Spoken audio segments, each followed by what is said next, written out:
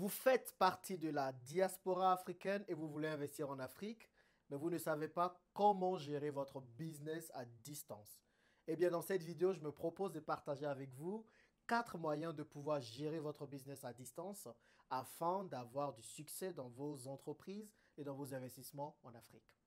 Salut et bienvenue sur cette chaîne, je m'appelle Jean-Yves et mon objectif est de t'aider à réussir tes investissements en Afrique. Si cela t'intéresse, je te demanderai tout simplement de cliquer sur le petit bouton rouge s'abonner qui s'affiche en bas et de cliquer sur la petite cloche qui se trouve juste à côté afin de ne rater aucune vidéo que je publie ici chaque semaine. Aujourd'hui, je vais te donner les options et les secrets pour pouvoir gérer ton business à distance. Je pense que beaucoup de personnes savent que je ne suis pas partisan de laisser la gestion de ses business en Afrique à sa famille. Cela est la porte ouverte à l'échec, cela est la porte ouverte à l'arnaque, cela est la porte ouverte à plein d'autres choses. Donc, s'associer avec la famille pour gérer son business en Afrique est quelque chose que je ne recommande pas. Que pouvez-vous faire afin de voir vos business mieux gérés en Afrique? Eh bien, c'est ce que je vais partager avec vous. Donc, il y a 4 manières de pouvoir gérer son business à distance. En tout cas, c'est ce que moi je fais. Je vous propose les 4 manières que vous pouvez utiliser pour gérer vos business à distance. La première manière que j'aime bien appeler la personne de confiance, c'est de trouver quelqu'un à qui vous avez réellement confiance afin que cette personne puisse gérer vos business sur place. Cette personne n'a pas besoin nécessairement d'être un membre de votre famille. Si vous avez quelqu'un de votre famille à qui vous faites confiance, ok, pas de souci pour s'associer avec elle ou pour la mandater pour gérer vos business, mais faites attention. Il faut que ce soit quelqu'un de qui vous êtes assez proche, mais sans être forcément proche, afin que si demain il y a quelque chose qui se passe, vous avez la facilité de pouvoir virer cette personne. Le problème avec la famille, c'est que quand ça ne va pas bien, on a du mal à virer les personnes à qui plutôt on a confié la gestion de notre business. C'est pour ça que je ne le conseillerais pas. Donc, voyez dans votre entourage, voyez auprès de vos amis, voyez auprès des personnes que vous connaissez qui peut potentiellement gérer votre business sur place. Mais attention, il faut que ce soit quelqu'un à qui vous donnez une rémunération, quelqu'un à qui vous donnez un salaire. C'est important. Cela permettra à la personne d'être motivée et cela permettra à la personne de prioriser votre business si jamais il a la gestion de plusieurs autres business. Donc, trouvez une personne de confiance à qui vous déléguez totalement la gestion de vos business sur place est la première option que vous avez pour pouvoir gérer votre business à distance. La deuxième option que vous avez, c'est de vous associer à quelqu'un. Donc, c'est un peu pareil que la première option. Vous trouvez quelqu'un qui peut gérer vos business, mais au lieu de simplement proposer un salaire ou une rémunération à cette personne, vous lui proposez d'être associé. Donc, en gros, c'est quelqu'un peut-être à qui vous donnez un pourcentage de vos business, 5, 10, 15, 20%, c'est à vous de voir en fonction de combien vous voulez donner. Et donc, cela permet à la personne d'être motivée, à la personne d'être avec vous sur le long terme. Moi, c'est la technique que j'utilise le plus. En gros, toute personne avec qui je travaille en Afrique devient automatiquement un associé de mon business, à qui je donne 5 à 10% si nous allons sur le long terme. Je donne toujours aussi un petit salaire, quelque chose pour pouvoir motiver la personne.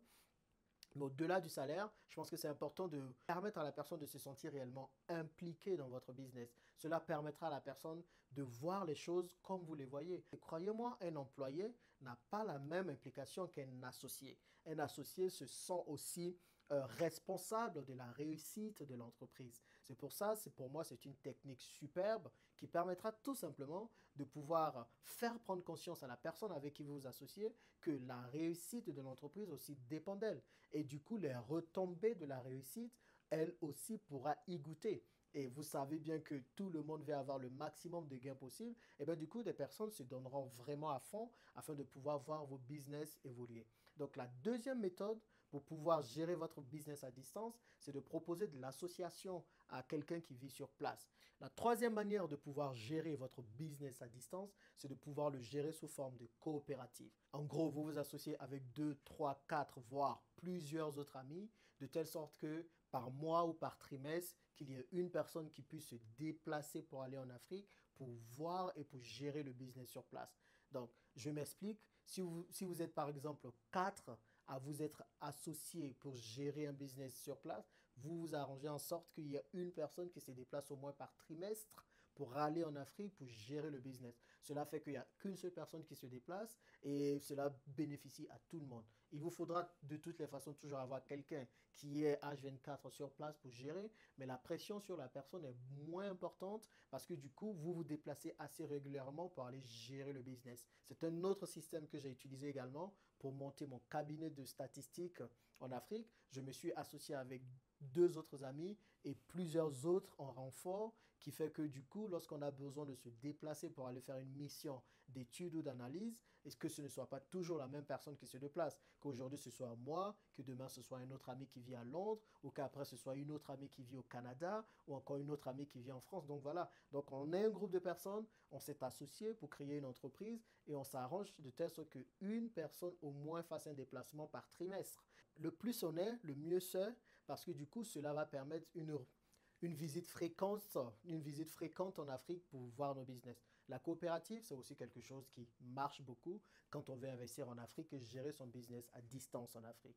Et la quatrième option, si vous voulez gérer votre business à distance, eh ben, c'est de passer par des compagnies spécialisées de gestion de projets ou de passer par des compagnies spécialisées dans le secteur dans lequel vous voulez investir. C'est une méthode également qui marche et c'est une méthode qui est l'une des plus sûres. Par contre, faites attention parce qu'il y a de plus en plus d'entreprises qui poussent comme des champignons pour la gestion des projets pour les personnes qui vivent à l'étranger. Donc, réellement, ayez des historiques des entreprises avec lesquelles vous voulez vous associer. Si vous voulez vous associer dans l'immobilier, vous pouvez facilement vous associer avec des agences immobilières qui ont par contre un bel historique.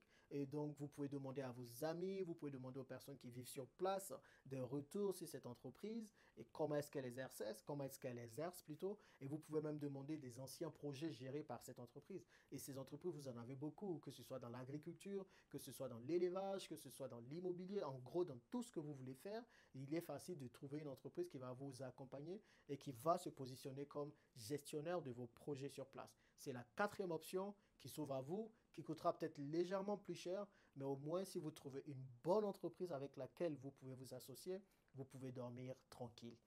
Peu importe les options que vous aurez choisies de la première à la quatrième, deux conseils pour réellement réussir vos investissements à distance ou vos entreprises à distance. Le premier, c'est d'avoir un budget d'urgence de côté. C'est-à-dire, vous vivez à l'étranger, votre business est en Afrique, il faut toujours pouvoir organiser un voyage d'urgence au cas où cela est nécessaire. Et il faut que ce soit une somme qui soit mise de côté à laquelle vous ne touchez pas. Donc cette somme doit comprendre un billet d'avion aller-retour dans le pays dans lequel vous investissez et revenir dans le pays dans lequel vous vivez et un peu d'argent pour faire face à vos dépenses sur place. C'est très important parce que vous pouvez à tout moment être appelé à vous déplacer urgemment pour aller gérer vos business sur place. Et bien si vous n'avez pas d'argent, ça peut être très catastrophique et ça peut être difficile pour la survie de votre entreprise sur place. Donc il est important d'avoir un peu d'argent de côté qui vous permettra de faire face à un voyage inopiné ou un voyage en urgence. Deuxième conseil, si vous investissez en Afrique et que vous gérez votre business à distance, peu importe la personne qui gère votre business sur place, il est important de communiquer. Apprenez à communiquer régulièrement avec cette personne. N'attendez pas qu'il y ait forcément des erreurs ou qu'il y ait forcément des difficultés pour commencer à communiquer. Et communiquer ne veut pas dire faire la police, mais c'est comprendre les réalités sur place. Et moi, c'est quelque chose que je n'avais pas compris à la base. Avant, j'investissais, j'envoyais juste mon argent et je m'attendais à ce que tout se fasse et j'appelais juste pour dire, OK, bon, allez, c'est quoi, combien je gagne, quel est le retour sur investissement. Ne faites absolument pas ça. Sentez-vous concerné par votre business. Sentez-vous concerné par l'investissement. Donc, appelez régulièrement le gestionnaire qu'il vous fasse des points, comprenez quelles ont été les difficultés auxquelles il a fait face. Cela permet au gestionnaire de se sentir moins seul. Cela permet au gestionnaire de savoir qu'il est dans un projet avec quelqu'un et que ce n'est pas juste quelqu'un qui dépose son argent dans un projet et qui laisse le projet couler. Cela vous permettra de ne pas vous faire arnaquer. Parce que quand vous déposez juste votre argent et que vous attendez que tout se fasse, on se dit, il a l'argent, il va encore investir.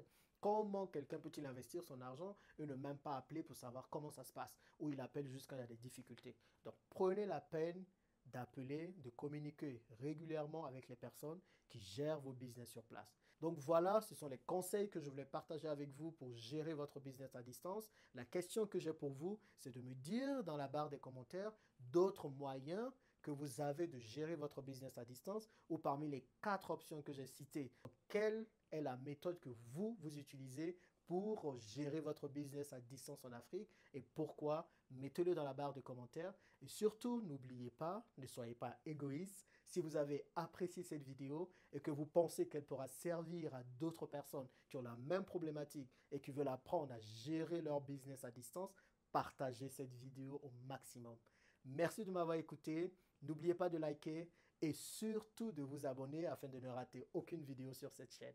Merci et à bientôt dans la prochaine vidéo.